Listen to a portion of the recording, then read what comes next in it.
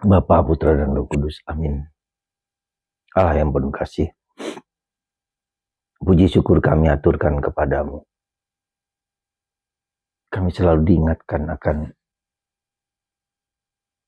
hidup kami masing-masing. Tidak mudah mengadili, tidak mudah menghakimi.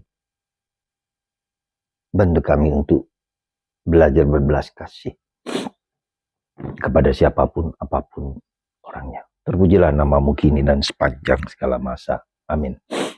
Para saudara, Injil hari ini bicara tentang dua hal, yaitu tidak ada orang buta yang akan memimpin orang buta.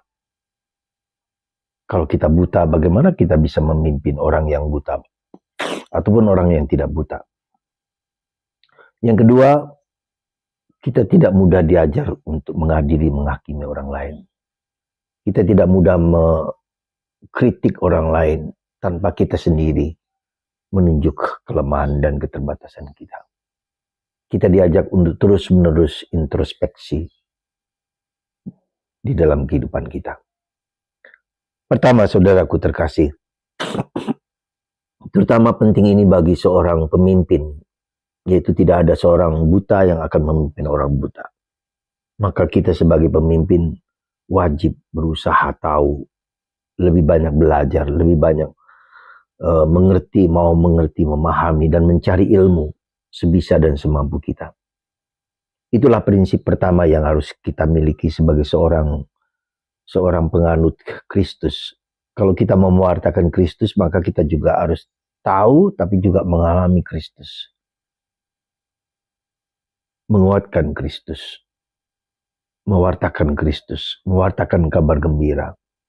Karena kabar gembira yang kita wartakan itu adalah bahwa kalau kita tidak mewartakan kabar gembira, kita celakalah kita yang tidak mewartakan kabar gembira, berita gembira Yesus. Dan itu harus kita hayati bahwa berita Yesus itu sungguh mengembirakan hati, sungguh mensucikan hatiku. Baru lalu saya bertemu dengan seorang ibu yang datang kemari dan menceritakan bagaimana kecintaannya kepada Bunda Maria menjadi tumbuh. Meskipun dia baru saja dia masuk Katolik karena suaminya yang Katolik, tetapi suaminya tidak mengajari bagaimana harus berdoa.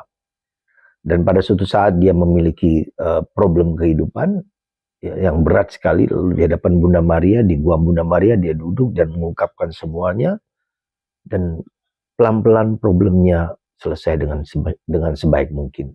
Dan dia semakin percaya, meskipun dia baru saja Protestan dan belum banyak tahu tentang agama Katolik. Ternyata Tuhan sungguh baik. Ya, dia ngalami itu dan dia mengatakan, mewartakan kepada teman-temannya, Bunda Maria itu begitu baik. Bunda Maria itu begitu baik, begitu mencintai.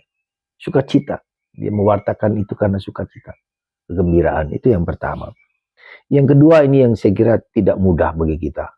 Kita seringkali berprasangka, berprejudis, ya, mengira-ngira akan kejelekan orang lain. Kita mudah ngeritik orang lain, tetapi kita tidak tahu bahwa tunjuk ini kepada orang lain, tiga kepada diri kita sendiri. Memang mudah mengatakan, memang mudah juga saya mengatakan ini kepada orang lain, tapi apakah belajar kita selalu introspeksi? Dan seandainya kita tahu pun, kita belajar untuk diam, untuk hening. Jadi sikap apa yang Tuhan kehendaki itu belajar berbelas kasih kepada siapapun, kepada apapun, kepada orang yang mungkin membenci kita, kepada siapa orang yang mungkin tidak suka dengan kita, dan kita juga tidak suka dengan orang tersebut. Maka tidak ada lain kecuali kita berdoa, memohonkan rahmat, memohonkan belas kasihan kepada orang tersebut, supaya orang tersebut juga semakin mencintai Yesus dan Bunda Maria. Semoga pelajaran hari ini mengajak kita untuk belajar untuk tidak berprasangka, murah hati sekali lagi. Ya, mencintai apapun, keadaan orang lain seberat apapun, tetap selalu untuk berbuat baik. Janganlah berbuat baik, kata Santa Teresa dari Kalkuta. Dan hari ini kita diajak untuk selalu berani mewartakan kabar gembira, terutama dengan kata-kata, dengan perbuatan, dengan tindakan, dan membawa Kristus kepada orang lain tanpa memandang muka. Berbelas kasihlah selalu Karena itulah yang Tuhan kehendaki bagi kita. Berkat Tuhan atas Anda semua dan kita semua.